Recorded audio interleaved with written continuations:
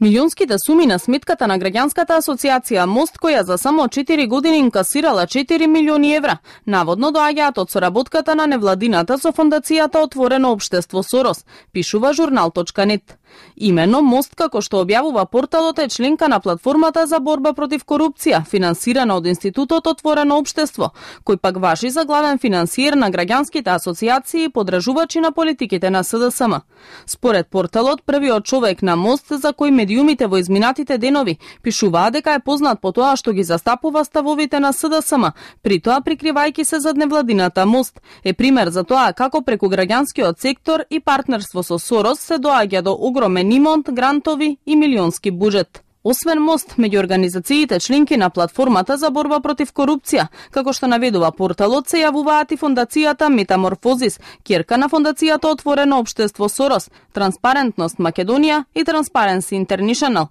организации чии први луѓе исто така се блиски до опозицијата.